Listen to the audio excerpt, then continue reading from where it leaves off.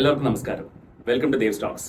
നമ്മുടെ ഇന്നത്തെ വിഷയം എന്താണെന്ന് ചോദിച്ചാൽ, കഴിഞ്ഞ ദിവസങ്ങളിൽ പോലീസ് അറസ്റ്റ് ചെയ്ത മണവാളിനെ കുറിച്ചുള്ള 2 വീഡിയോകൾ നമ്മൾ ചെയ്തിട്ടുണ്ടായിരുന്നു. മണവാളിന്റെ ജയിലിന് മുമ്പിലുള്ള വീഡിയോ പിടുത്തവും അതിന് ശേഷം മണവാളിന്റെ മുടി മുറിച്ചതുമായിട്ട് ബന്ധപ്പെട്ട വിഷയത്തെക്കുറിച്ച് നമ്മൾ സംസാരിച്ചിട്ടുണ്ടായിരുന്നു.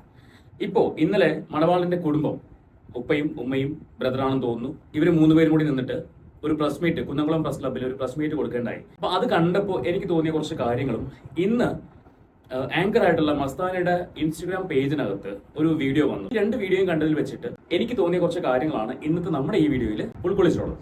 അപ്പൊ നമുക്ക് ആദ്യം കാര്യം ചെയ്യാം. മണവാളന്റെ ഉപ്പയും ഉമ്മയും ആ ബ്രദറും കൂടി കൊടുത്ത് പ്രസ് മീറ്റ് ഒന്ന് കണ്ടിട്ട് വരാം. കാണാൻ പോയ സമയത്ത് അവന് വരുന്നത് കരഞ്ഞുകൊണ്ടാണ്.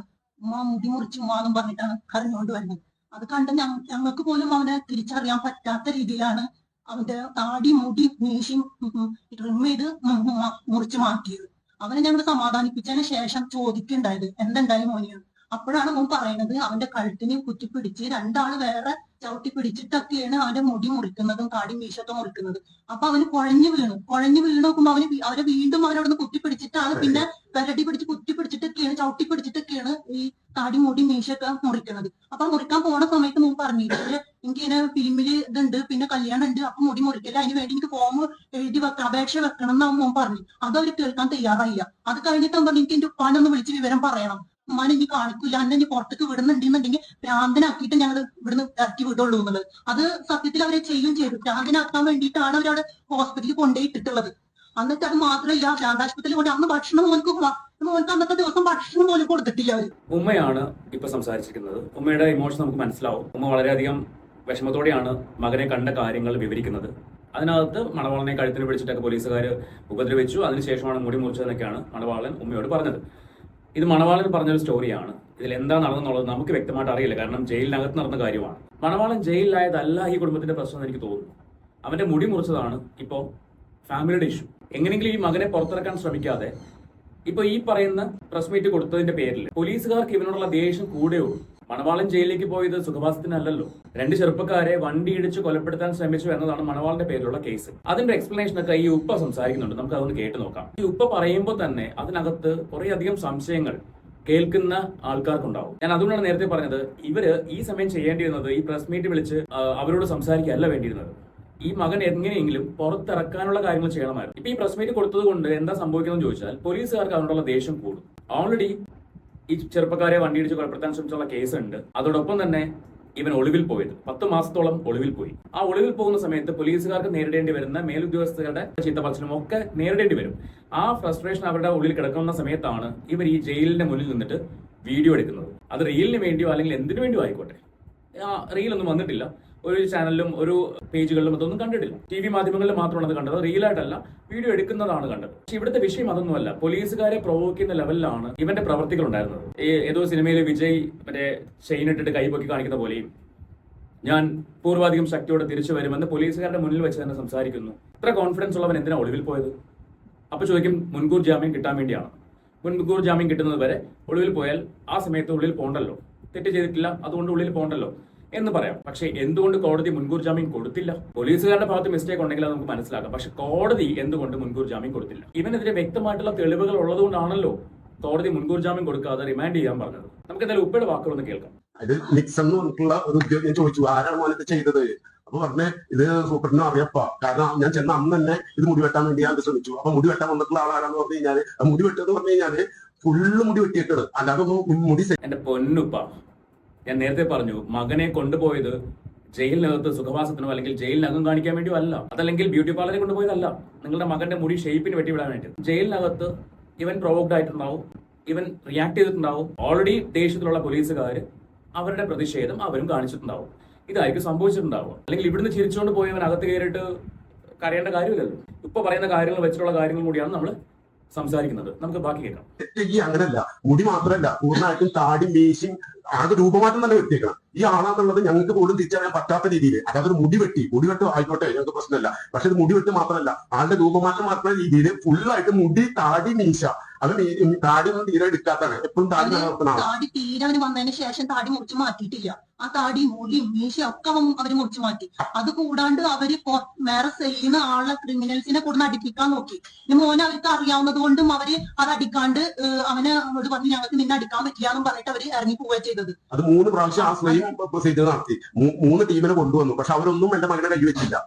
അവര് പറഞ്ഞു ഞങ്ങൾക്ക് അറിയേണ്ടതാണ്, നിന്നെ കാണാറുള്ളതാണ് ചാനൽ. ജയിലിനകത്തൊരു പ്രതി കയറി പോവുകയാണെങ്കിൽ പോലീസുകാർ അവരുടെ ഒരു ഹോളിലൊക്കെ വെച്ചിട്ട് ചിലപ്പോൾ റിയാക്ട് ചെയ്യാനൊക്കെ ശ്രമിക്കുമായിരിക്കും. പക്ഷേ 3 പ്രാവശ്യവും കൊണ്ടുവന്ന നിലവിലവിടെ ഉണ്ടായിരുന്ന പ്രതികൾ അവരോട് ഇവൻ അടിക്കാൻ പറഞ്ഞപ്പോൾ അവരടിച്ചില്ല. ഇവൻ അറിയാവുന്നത് കൊണ്ട്, നിന്റെ വീഡിയോകൾ കാണുന്നത് കൊണ്ട് അടിച്ചില്ല. കുറ്റവാളികളായിട്ട് കിടക്കുന്ന വ്യക്തികളോട് പോലീസ് ആവശ്യപ്പെടുകയാണ് ഇവനെ തല്ലാൻ. അവർക്കൊന്നുമില്ലെങ്കിലും അവരുടെ ആരോഗ്യത്തിലൊരു പേടി ഉണ്ടാവില്ലേ? ഉറപ്പായിട്ട് അവർ തല്ലും. പക്ഷേ ഈ 3 കൂട്ടരും ഇവനെ തല്ലിയിട്ടില്ലെങ്കിൽ ഇവന്റെ ഒരു ബാക്ക്ഗ്രൗണ്ട് അന്വേഷിക്കേണ്ടത് തന്നെയാണ്. ഈ പ്രതികളുമായിട്ട് ഇവന് ബന്ധമുണ്ടോ എന്ന് അന്വേഷിക്കേണ്ടതല്ലേ? അല്ലാണ്ട് ഈ വീഡിയോ കണ്ടതിന്റെ പേരിൽ നിന്നെ നമുക്ക് തല്ലാൻ പറ്റത്തില്ല എന്നും പറഞ്ഞ് ഈ 3 പേരും പോകുമെന്ന് എനിക്ക് തോന്നുന്നില്ല. അപ്പൊ ഇവർ തന്നെ, ഈ കുടുംബം തന്നെയാണ് അവനെതിരെയുള്ള ഹിണ്ടുകൾ ഇട്ട് കൊടുക്കുന്നത്.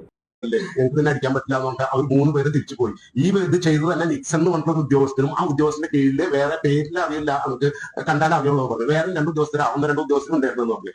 അതുപോലെ തന്നെ ഇവര് വളരെയധികം മോശമായിട്ടുള്ള പദങ്ങളും വാക്കുകളാണ്. അവരുടെ താടി പിടിക്കുന്നത് എന്റെ താടി പിടിക്കരുത് പറഞ്ഞു. അത് പറഞ്ഞു നോക്കുമ്പോഴാണ് കൂടുതൽ അതുമായി ഇത് ചെയ്തത്. ഈ ജിഹാദിയായിട്ടോ അല്ലെ എന്താ പറയുക, അതിനകത്തും മതം കുത്തിക്കയറ്റാൻ ശ്രമിക്കുന്നുണ്ട്, ജിഹാദിയായിട്ട്, തീവ്രവാദിയായിട്ട്. എന്തിനാണ്? ഞാൻ വീണ്ടും പറയുകയാണ്, നിങ്ങൾ ശരിക്കും നിങ്ങളുടെ മകനെ രക്ഷപ്പെടുത്താനാണ് നോക്കേണ്ടത്. ആ കേസ് അവനെ ബാധിക്കപ്പെടാതെ, അവനെ അഫക്ട് ചെയ്യാതെ നിങ്ങൾ അവനെ പുറത്തിറക്കാനാണ് ശ്രമിക്കേണ്ടത് ഈ സമയത്ത്. അതല്ലാണ്ട് മീഡിയയുടെ മുന്നിൽ വന്നിട്ട് നിങ്ങൾ ഇങ്ങനെ പറയുമ്പോൾ അത് അവനെ കൂടുതൽ പ്രഷറിലേക്ക് എത്തിക്കത്തേ ഉള്ളൂ. പോലീസുകാർക്ക് അവനുള്ള ദേഷ്യം കൂടത്തേ ഉള്ളൂ. ആ ദേഷ്യം കൂടിക്കഴിഞ്ഞാൽ എന്താ സംഭവിക്കുക?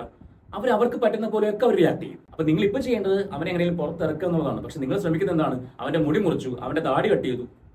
അതാണ് നിങ്ങളുടെ വിഷമം എന്ന് പറയുന്നത്. അതൊക്കെ വെട്ടിയാലും വീണ്ടും മുളച്ചു വരുന്ന സാധനങ്ങളാണ്. പക്ഷെ അവന്റെ ജീവിതം നശിച്ചാൽ, അവൻ ജയിലിൽ ജീവിതകാലം മുഴുവൻ കിടക്കേണ്ടി വന്നാൽ നിങ്ങൾക്ക് സഹിക്കാൻ പറ്റുമോ?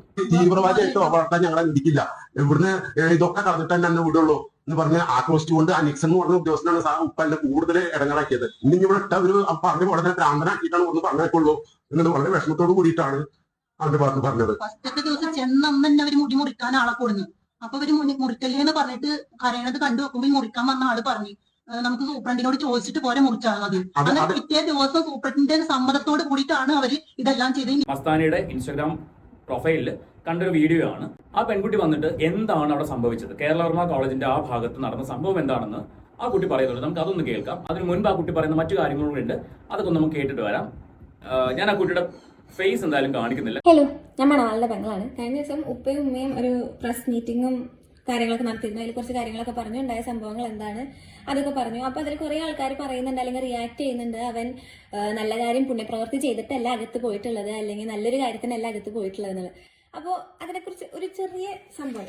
പ്രായപൂർത്തിയാവാത്ത പെൺകുട്ടി പീഡനത്തിനിരയായി ഗർഭിണിയായ കേസിൽ DNA പരിശോധനാ ഫലം നെഗറ്റീവ് ആയതോടെ കഴിഞ്ഞ 35 ദിവസമായി ജയിലിൽ കഴിഞ്ഞ 18-കാരന് കോടതി ജാമ്യം അനുവദിച്ചു. നമുക്ക് ചെയ്ത കുറ്റത്തിനാണ് പേടിക്കേണ്ട ആവശ്യമുള്ളൂ, അല്ല ചെയ്യാത്ത കുറ്റത്തിന് ഒരിക്കലും ഒരു പേടിയും പേടിക്കേണ്ട. ഈ ചെക്കനെ ശ്രീനാഥ് എന്ന് പറഞ്ഞിട്ടുള്ള പയ്യനാണ്, തിരൂരങ്ങാടി, മലപ്പുറം. ഈ സംഭവത്തിൽ 35 ദിവസം ആ ചെക്കനകത്ത് കിടന്നു ചെയ്യാത്ത കുറ്റത്തിന്റെ പേരിൽ. 35 ദിവസം കഴിഞ്ഞപ്പോൾ DNA ടെസ്റ്റിലാണ് അറിയണത് ഓൻ തെറ്റ് ചെയ്തിട്ടില്ലാന്ന്. ഓനും തെറ്റ് ചെയ്യാതെയാണ് അകത്ത് പോയത്. അതുപോലെ മണവാളം തെറ്റ് ചെയ്തോ ഇല്ലേ എന്നുള്ളത് നമുക്കറിയില്ല, അത് തെളിയട്ടെ ആദ്യം. അതുപോലെ തന്നെ അടുത്തൊരു കേസ്. മരിക്കാനുള്ള കാരണം എന്താണ്? പോലീസ് പക്ഷപാതം നിന്ന് കേസെടുത്തത് കൊണ്ട് മാത്രമാണ്. അങ്ങനെയാണെങ്കിൽ നിങ്ങൾ അവർക്കെതിരെ കംപ്ലൈന്റ് കൊടുക്കുക. സാർ, ചെയ്യാത്ത കുറ്റത്തിന് ഞാൻ 49 ദിവസം ജയിലിൽ കിടന്നു. ഇതിനെതിരെ പരാതി കൊടുക്കുക. 49 ദിവസം എന്നെ ജയിലിലാക്കിയതും 17 ദിവസം എന്നെ മെന്റൽ ആശുപത്രിയിലാക്കിയതും തിരിച്ചു കിട്ടുമോ? ഇനി എന്റെ നഷ്ടപ്പെട്ടു പോയ എന്റെ ഇമാജിനേഷൻ എനിക്ക് തിരിച്ചു കിട്ടുമോ? ഇല്ലാത്ത കേസ് എന്റെ തലയിൽ കെട്ടിവെച്ചു. അതുകൊണ്ട് ഞാൻ മരിക്കാൻ പോവുകയാണ്. ഇത് അമൽജിത്ത് എന്ന് പറഞ്ഞിട്ടുള്ള ഒരു പയ്യൻ, ട്രിവാൻഡ്രാണ്. അമൽജിത്ത് എന്ന് പറഞ്ഞിട്ടുള്ള ഒരു പയ്യൻ, 28 വയസ്സ്. ഈ ചെക്കന് 49 ദിവസം ജയിലിലും 17 ദിവസം മെന്റൽ ആശുപത്രിയിലും ഇട്ടു. കള്ളക്കേസായിരുന്നു. എന്നിട്ട് ഈ ചെക്കൻ പോയിട്ട് ആത്മഹത്യ ചെയ്തു. ആർക്ക് പോയി? ആ ചെക്കന്റെ വീട്ടിലേക്ക് പോയി. ഇത് നമ്മൾ മണവാളന്റെ പെങ്ങളെ, നിങ്ങളുടെ സഹോദരൻ അകത്ത് പോയത് പീഡന കേസിലല്ല. ഇവിടെ നിങ്ങളുടെ സഹോദരൻ അകത്ത് പോയത് 2 സ്റ്റുഡൻസിനെ കാറിടിച്ച് കൊലപ്പെടുത്താൻ ശ്രമിച്ച കേസിലാണ്. പീഡനവും ഇതുമായിട്ട് നിങ്ങൾ കമ്പയർ ചെയ്യാൻ നിൽക്കരുത്. ഒന്ന്. രണ്ടാമത്തെ കാര്യം, ഇത് വെച്ചിട്ട് നിങ്ങൾ നിങ്ങളുടെ അനിയനെ ന്യായീകരിക്കരുത്. ശരിക്കും എനിക്കിപ്പോ തോന്നുന്നത് നിങ്ങളുടെ കുടുംബമാണ് ആ ചെക്കൻ ഇത്രയും വഷളാവാനുള്ള ഒരു കാരണം. എന്ത് തെറ്റ് ചെയ്താലും നിങ്ങൾ അവനെ ന്യായീകരിക്കുകയാണ്. ഉമ്മ ന്യായീകരിക്കുന്നത് നമുക്ക് മനസ്സിലാക്കാം. കാക്കയ്ക്ക് തൻകുഞ്ഞും പൊൻകുഞ്ഞ് എന്നാണ്. അപ്പോൾ എത്ര വലിയ തെറ്റ് ചെയ്താലും ഒരു ഉമ്മയ്ക്ക് മകൻ തന്റെ സംരക്ഷണയിൽ വളരുന്ന ഒരു പാവമാണ് എപ്പോഴും. എത്ര വലിയ തെറ്റായിക്കോട്ടെ, അവൻ എന്റെ കുഞ്ഞല്ലേ, ഉമ്മയ്ക്ക് ക്ഷമിക്കാൻ പറ്റും. പക്ഷെ എന്ന് കരുതിയിട്ട് തെറ്റ് തിരുത്തി കൊടുക്കാതിരിക്കുമ്പോഴാണ് അവൻ വീണ്ടും വീണ്ടും കൂടുതൽ തെറ്റുകളിലേക്ക് പോകുന്നത്. അവന് പറ്റുന്ന തെറ്റുകൾ പറഞ്ഞു കൊടുക്കുകയോ തിരുത്തി കൊടുക്കുകയോ ചെയ്തിരുന്നുവെങ്കിൽ ഒരുപക്ഷെ ഇന്ന് ഈ ഒരു അവസ്ഥയിൽ അവൻ എത്തില്ലായിരുന്നു. നിങ്ങൾ എപ്പോഴെങ്കിലും ആലോചിച്ചിട്ടുണ്ടോ ആ വണ്ടി ഇടിച്ച് ദിവസങ്ങളോളം ഹോസ്പിറ്റലൈസ്ഡ് ആയ ആ 2 ചെറുപ്പക്കാരെ കാര്യം? നിങ്ങൾ അതിനെ ന്യായീകരിക്കുന്നുണ്ട്. അവന്മാര് സ്റ്റുഡൻസ് അല്ല, സപ്ലികൾ എഴുതാൻ വേണ്ടി നടക്കുന്നവർ എങ്ങനെ സ്റ്റുഡൻസ് ആവും എന്നൊക്കെ പറഞ്ഞ് ന്യായീകരിക്കുന്നുണ്ട്. എന്തൊക്കെ തന്നെ പറഞ്ഞു കഴിഞ്ഞാലും ഒരാളെ കൊല്ലാൻ ശ്രമിക്കുന്നത് കുറ്റമല്ലേ? അവൻ കുറ്റവാളിയാണെന്ന് ഞാൻ ഇപ്പോഴും പറയുന്നില്ല. കുറ്റം തെളിയിക്കപ്പെടുന്നത് വരെ അവൻ കുറ്റാരോപിതൻ തന്നെയാണ്. പക്ഷേ എന്തിനവൻ ഒളിവിൽ പോയി? അവൻ തെറ്റ് ചെയ്തിട്ടില്ല എങ്കിൽ അവൻ എന്തിനാ ഒളിവിൽ പോയത്? നിങ്ങളുടെ ഉപ്പ പറയുന്നുണ്ടായിരുന്നു, ബിയർ ബോട്ടിൽ പൊട്ടിച്ചിട്ട് മണവാളന്റെ സുഹൃത്തിന്റെ തലക്കടിച്ചപ്പോൾ മണവാളൻ ആ സമയത്തോടെ ഉണ്ടായിരുന്നില്ല. ഇവന്റെ കൂട്ടുകാർ തന്നെ മണവാളനെ വിളിച്ചു വരുത്തിയിട്ട് കാറിൽ ഹോസ്പിറ്റലിൽ കൊണ്ടുപോകാൻ പോകുന്ന വഴിക്ക് കാർ എന്തോ അവരുടെ കാലിലെന്തോ തട്ടി എന്നാണ് നിങ്ങളുടെ ഉപ്പ പറയുന്നത്. അങ്ങനെയാണ് സംഭവമെങ്കിൽ മണവാളന്റെ സുഹൃത്തിന്റെ തല പൊട്ടിയിട്ടുണ്ടെങ്കിൽ ഇവർ ഹോസ്പിറ്റലിൽ കൊണ്ടുപോയിട്ടുണ്ടെങ്കിൽ ഹോസ്പിറ്റലുകാർ എന്തായാലും അന്വേഷിക്കും ഇത് എങ്ങനെ സംഭവിച്ചു. എങ്ങനെ സംഭവിച്ചെന്ന് അന്വേഷിക്കുമ്പോൾ ഇങ്ങനെ ബോർഡിൽ കൊണ്ട് അടിച്ചതാണെന്ന് പറയാം. ഹോസ്പിറ്റലുകാർ ഇന്റിമേഷൻ എവിടെ കൊടുക്കും? പോലീസ് സ്റ്റേഷനിൽ കൊടുക്കും. അത് ഗവൺമെന്റ് ഹോസ്പിറ്റൽ ആയിക്കോട്ടെ, പ്രൈവറ്റ് ഹോസ്പിറ്റൽ ആയിക്കോട്ടെ, ഇന്റിമേഷൻ പോലീസ് സ്റ്റേഷനിൽ കൊടുക്കും. അങ്ങനെ ഒരു കേസും ഉണ്ടായിട്ടില്ലല്ലോ.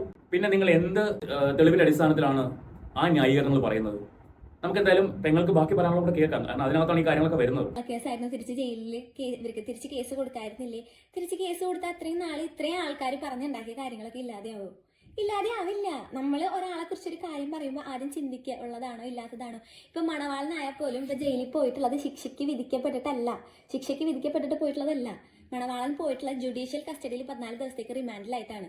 പിന്നെ അതുപോലെ FIR പറയുന്നുണ്ട് മണവാളൻ അത് ചെയ്തു, മണവാളൻ ഇത് ചെയ്തു. FIR മണവാളന്റെ പേര് പോലും ഇല്ല. നിങ്ങൾക്ക് ആർക്ക് വേണമെങ്കിൽ നമുക്ക് ആർക്ക് വേണമെങ്കിൽ FIR ഡൗൺലോഡ് ചെയ്തു. മണവാളന്റെ പേരില്ലെങ്കിൽ പിന്നെ എങ്ങനെയാണ് കോടതി മണവാളനെ റിമാൻഡ് ചെയ്തത്? FIR മണവാളന്റെ പേരില്ലെങ്കിൽ മണവാളൻ എന്തിനു ഒളിവിൽ പോയി? ഒളിവിൽ പോയവനെ എന്തിന് പോലീസ് ഷാഡോ പോലീസിനെ വെച്ചിട്ട് പിടിച്ചിട്ട് കോടതിയിൽ ഹാജരാക്കിയപ്പോൾ കോടതി എന്തിനു മണവാളനെ റിമാൻഡ് ചെയ്തു? നിങ്ങൾ പറയേണ്ട ഒരു ഉത്തരവാണ്. വായിക്കാൻ പറ്റും 423 FIR നമ്പർ 423. സമയം കിട്ടുമ്പോൾ ഒന്ന് വായിച്ചു നോക്കി. അതിൽ മണവാളന്റെ പേര് പറയുന്നില്ല, 1-ാം പ്രതിയുടെ പേര് പറയുന്നുണ്ട്. പിന്നെ ഈ പറയപ്പെടുന്ന പിള്ളേര് വിദ്യാർത്ഥികൾ എന്നാണ് പറയുന്നത്. FIR-ലായാലും വിദ്യാർത്ഥികൾ എന്നല്ല പറയുന്നത്.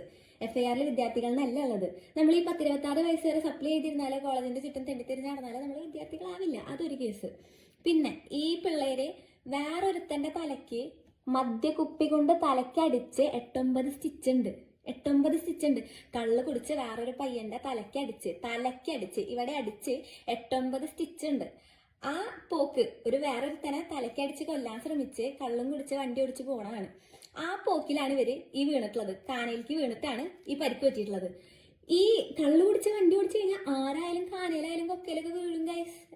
കള്ളു കുടിച്ച് വണ്ടി ഓടിച്ചു കഴിഞ്ഞാൽ അങ്ങനെയാണ്.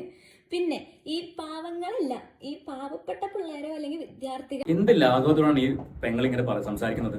കള്ളു കുടിച്ച് വണ്ടി ഓടിച്ചാൽ ആരും കാനയിലും കൊക്കയിലും വീഴും. പക്ഷേ അതിൽ മണവാളൻ എന്ന് പറയുന്ന ഈ വ്യക്തി എങ്ങനെ പ്രതി ചേർക്കപ്പെട്ടു? ഇതാണ് എന്നെ ചിന്തിപ്പിച്ച ചോദ്യം. അവന്റെ FIR-ൽ അവന്റെ പേരില്ല എന്ന് പറയുന്നു. പിന്നെ എങ്ങനെ അവൻ ജയിലിലായി? എന്തോ പോലീസുകാർ അവന്റെ പേരിൽ കള്ളക്കേസ് എടുത്തതാണ്? എന്ത് കാര്യത്തിന്? ഇപ്പൊ ഈ പെങ്ങൾ പറയുന്നുണ്ട് ഈ തലക്കടിച്ച കേസാവാതിരിക്കാൻ വേണ്ടിയാണ് ഇവര് കംപ്ലൈന്റ് കൊടുത്തതെന്ന് പറയുന്നു. അങ്ങനെയാണെങ്കിൽ മണവാളന്റെ പേരോടെ വരില്ലല്ലോ. കാരണം മണവാളൻ ഈ തലക്കടിക്കുന്ന സമയത്ത് അവിടെ ഇല്ലല്ലോ. മണവാളൻ വരുന്നത് പിന്നെയാണ്. മണവാളന്റെ വണ്ടി ഇവരെ തട്ടിയിട്ടില്ലെങ്കിൽ, മണവാളനെ ഇവരെ ഇടിക്കാൻ ശ്രമിച്ചിട്ടില്ലെങ്കിൽ പിന്നെ എങ്ങനെയാണ് മണവാളൻ ഇതിൽ പ്രതി ചേർക്കപ്പെട്ടു? മണവാളൻ ഇപ്പോൾ ജയിലിൽ റിമാൻഡ് ചെയ്യപ്പെട്ടു. കോടതി കൊണ്ടുപോകുന്ന കോടതിക്ക് തെളിവുകൾ ഉള്ളതിന്റെ പേരിലല്ലേ കോടതി റിമാൻഡ് ചെയ്യുന്നത്? അല്ലാണ്ട് വെറുതെ ഒരാളെ കോടതി റിമാൻഡ് ചെയ്യും? നിങ്ങൾ ഫാമിലി ആരെയും മണ്ടന്മാരൊക്കെ ശ്രമിക്കുന്നത്? ഇപ്പോഴും നിങ്ങളുടെ പ്രശ്നം, നിങ്ങളുടെ കുടുംബത്തിന്റെ പ്രശ്നം അവന്റെ മുടി മുറിച്ചതും താടി മുറിച്ചതുമാണ്. അവൻ അകത്ത് പോയതിലല്ല നിങ്ങളുടെ പ്രശ്നം. അവൻ തെറ്റ് ചെയ്തോ ചെയ്തില്ലയോ അത് സെക്കൻഡറി ആണ്. ചെയ്തില്ലെങ്കിൽ അവൻ പുറത്ത് വരട്ടെ. നിങ്ങൾ ഈ കാണിക്കുന്നത് പോലീസുകാരെ കൂടുതൽ പ്രൊവോക്ക് ചെയ്യാണ്. അതാണ് നിങ്ങൾ ഇപ്പൊ ചെയ്തുകൊണ്ടിരിക്കുന്നത്. അവനെ പുറത്തിറക്കി എങ്ങനെയെങ്കിലും പുറത്തിറക്കിയിട്ട് അതിനുശേഷം നിങ്ങൾ പ്രസ് മീറ്റ് വിളിക്കണമായിരുന്നു. അല്ലെ അതിനുശേഷം നിങ്ങൾ ഇങ്ങനെ വീഡിയോ ഇടണമായിരുന്നു. വിദ്യാർത്ഥികൾ എന്നൊക്കെ പറയുമ്പോൾ നമ്മുടെ മനസ്സിലാക്കിയോ കുഞ്ഞു പിള്ളേര് അല്ലെങ്കിൽ കോളേജിൽ പഠിക്കുന്ന കുട്ടികള് അല്ല. ഇത് വേറെ ഒരുത്തനെ കൊല്ലാൻ ശ്രമിച്ചിട്ടുള്ള കൊലപാതക എന്താ പറയുക മൈൻഡുള്ള ക്രിമിനൽ മൈൻഡുള്ള ആൾക്കാരാണ് ഈ പോകുന്നത്. അവർക്കെതിരെയാണ് ആദ്യം കേസുള്ളത്. അവർ ആ കേസിൽ അകത്താവാതിരിക്കാൻ വേണ്ടിയിട്ട് അവർ തിരിച്ച് കേസ് കൊടുത്തു. അവരായിട്ട് കള്ളു പിടിച്ച് വണ്ടി ഓടിച്ചിട്ടുള്ള ആൾക്കാർ തിരിച്ച് കേസ് കൊടുത്തു. അവർക്കെതിരെയാണ് ആദ്യത്തെ കേസ് ഉള്ളതെങ്കിൽ അവരെ എന്തുകൊണ്ട് പോലീസ് അറസ്റ്റ് ചെയ്തില്ല? ആ കേസിന്റെ ഡീറ്റെയിൽസ് എന്താണ്? ആ ചെറുപ്പക്കാരൻ എവിടെ? ആ തലയ്ക്ക് അടി കൊണ്ടവൻ എവിടെ? അത് ഏത് പോലീസ് സ്റ്റേഷനിൽ കേസ് കൊടുത്തു? ഇതൊക്കെയാണ് നിങ്ങൾ തെളിയിച്ച് അവനെ പുറത്തിറക്കേണ്ടത്. അതല്ലാണ്ട് വായിൽ തോന്നിയത് കോതയ്ക്ക് പാടുന്ന പോലെ വളവള സംസാരിച്ചിട്ട് കാര്യമില്ല. ഉപ്പ ആയിക്കോട്ടെ, ഉപ്പ ഇപ്പോഴത്തെ പിള്ളേർ പറയാറുണ്ട് എന്നിട്ട് തന്ത വൈബ് തന്ത. അതിൽ വൈബ് തന്തയാണ് ഈ മണവാളന്റെ അച്ഛനെന്ന് എനിക്ക് തോന്നുന്നുണ്ട്. വൈബ് തന്ത, അതായത് നല്ല വൈബുള്ള മനുഷ്യനാണ്. പക്ഷേ ഈ വൈബ് എവിടെ യൂസ് ചെയ്യണമെന്ന് ഈ മനുഷ്യൻ അറിയത്തില്ല. ജയിലിന് മുന്നിൽ നിന്നിട്ടാണ് വീഡിയോ എടുക്കുന്നത്. ഈ പ്രസ് മീറ്റ് പറയുന്നുണ്ട് ഉമ്മയ്ക്കും സഹോദരിക്കും കാണിച്ചു കൊടുക്കാൻ വേണ്ടിയാണ്, അവൻ പ്രശ്നമൊന്നുമില്ല, അവൻ ഓക്കെ ആണെന്ന് കാണിച്ചു കൊടുക്കാൻ വേണ്ടിയാണ് ഈ വീഡിയോ എടുത്തതെന്ന് ഉപ്പ പറയുന്നുണ്ട്. അതിന് വേറെ എത്രയോ സിറ്റുവേഷൻസ് ഉണ്ടായിരുന്നു. ജയിലിന്റെ മുന്നിൽ, പോലീസുകാരുടെ മുന്നിൽ തന്നെ വേണമായിരുന്നു ആ കോപ്രായം കാണിക്കൽ. ഒരു ഉപ്പ ചെയ്യേണ്ട കാര്യമാണോ അത്? സ്വാഭാവികമായിട്ടും പോലീസുകാർ എന്താ വിചാരിക്കുക? അവൻ ഷോ ഓഫ് കാണിക്കുന്നു. ഉപ്പയെ കണ്ടാൽ അവന്റെ കൂട്ടുകാരനാണ്, അവന്റെ ഉപ്പയാന്ന് ചിലപ്പം തോന്നില്ലായിരിക്കും, കൂട്ടുകാരാണെന്ന് തോന്നുള്ളൂ. കാര്യം പുള്ളിക്ക് അത്ര പ്രായം തോന്നുന്നില്ല. അപ്പൊ കാണുന്നവർ, നമ്മൾ ആദ്യം ആ വീഡിയോ കണ്ടപ്പോൾ തോന്നി എന്താണ്, കൂട്ടുകാരന്മാരെ നിർത്തി വീഡിയോ എടുക്കുന്നു എന്നിട്ട് ചിന്തിക്കത്തുള്ളൂ. അപ്പൊ നിങ്ങളുടെ മകൻ ഇത്രയും പ്രശ്നങ്ങളിലേക്ക് എത്താൻ കാരണക്കാരൻ നിങ്ങൾ തന്നെയാണ്. പിന്നെയും വന്നിരുന്നത് അവനെ ന്യായീകരിക്കുകയാണ്. ന്യായീകരിച്ചോളൂ, ഒരു പ്രശ്നമില്ല. കാരണം കുടുംബത്തിന് മാത്രമേ അവന്റെ കൂടെ നിൽക്കാൻ പറ്റുള്ളൂ, അല്ലെങ്കിൽ സുഹൃത്തുക്കൾക്ക് മാത്രമേ നിൽക്കാൻ പറ്റുള്ളൂ. ന്യായീകരിച്ചോളൂ, യാതൊരു പ്രശ്നമില്ല. പക്ഷേ അവൻ പുറത്തിറങ്ങിയതിന് ശേഷം ന്യായീകരിക്കും. ഇപ്പൊ നിങ്ങൾ ഈ ചെയ്യുന്നത് അവനെ നാശത്തിലേക്ക് കൊണ്ടുപോകത്തേ ഉള്ളൂ. അപ്പൊ ഇതെല്ലാം തെളിവുകളായിട്ട് മാറുകയാണ് അവനെതിരായിട്ടുള്ള. നിങ്ങൾ ഈ പറയുന്ന ഓരോ കാര്യങ്ങളും എന്നെ കേട്ടുകൊണ്ടിരിക്കുന്ന നിങ്ങൾക്ക് എന്താണ് ഈ വിഷയത്തിൽ തോന്നുന്നുള്ളത് നിങ്ങൾ അഭിപ്രായം കമന്റ് ചെയ്യുക. ഇത് സൊസൈറ്റിക്ക് ഒരു പാഠമാണ്, ഇന്നത്തെ തലമുറയ്ക്ക് ഒരു പാഠമാണ്. നാളെ മണവാളൻ തെറ്റ് ചെയ്തിട്ടില്ല എന്ന് പറഞ്ഞിട്ട് വിധി വരുമായിരിക്കാം. പക്ഷേ ഇപ്പൊ ഈ കാണിക്കുന്നത് ശരിയല്ല. അവനെ നിങ്ങൾ പുറത്തിറക്കാൻ ശ്രമിക്കൂ, അവൻ പുറത്തിറങ്ങട്ടെ. ഇറങ്ങിയതിന് ശേഷം നിങ്ങൾ എന്താ ചെയ്യും? അപ്പൊ നിങ്ങളുടെ അഭിപ്രായങ്ങൾ കമന്റ് ചെയ്യാൻ പറ്റുന്നവർ കമന്റ് ചെയ്യൂ. Thank you.